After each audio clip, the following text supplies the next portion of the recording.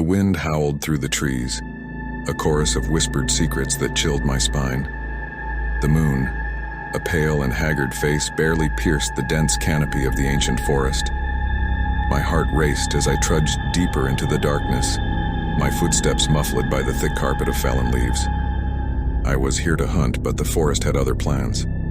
The forest seemed to close in around me, its gnarled branches reaching out like skeletal fingers, beckoning me into its heart.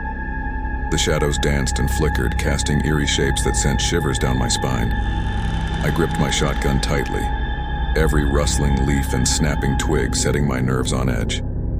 I had been tracking the legendary beast for weeks, a creature of myth and terror that had haunted the minds of hunters for generations.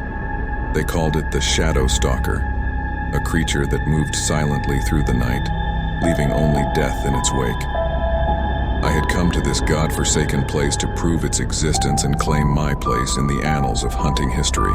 The forest was dense, and I struggled to find a path through the tangled underbrush.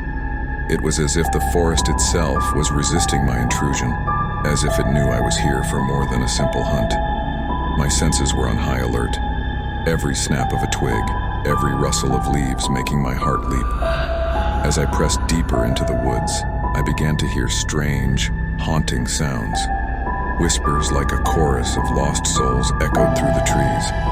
My flashlight pierced the darkness, revealing gnarled trees and thick undergrowth that seemed to pulse with a sinister energy. I had read about the forest's reputation for being cursed, but I had dismissed it as superstitious nonsense.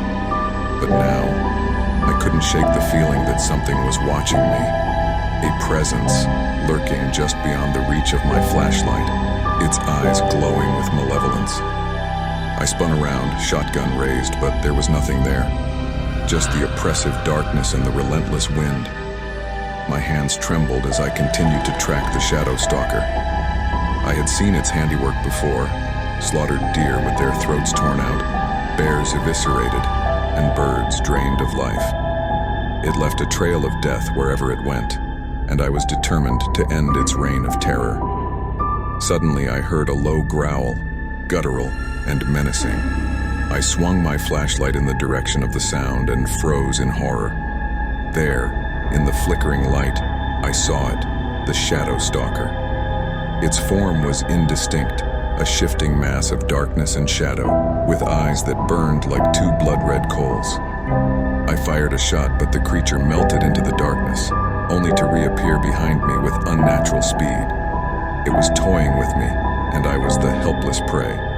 I fired again, but the shot went wide, shattering a nearby tree. I turned to run, but the forest had become a labyrinth of twisted trees and thorny vines, closing in on me from all sides. My breath came in ragged gasps as I stumbled through the nightmarish landscape. The Shadow Stalker was relentless, always just out of reach, its malevolent laughter echoing through the night. The whispers grew louder, a cacophony of voices that filled my ears with terror.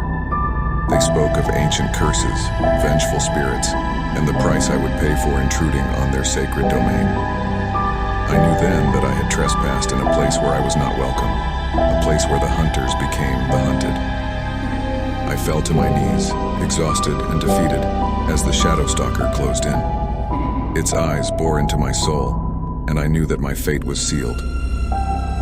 In the heart of the cursed forest, the hunter had become the prey, and the horror of the night would claim me as its own. As the creature lunged, I closed my eyes, ready to embrace the darkness that awaited. The forest had claimed another victim, and I had become just another whispered legend, a tale of terror to haunt the dreams of those who dared to enter its cursed depths.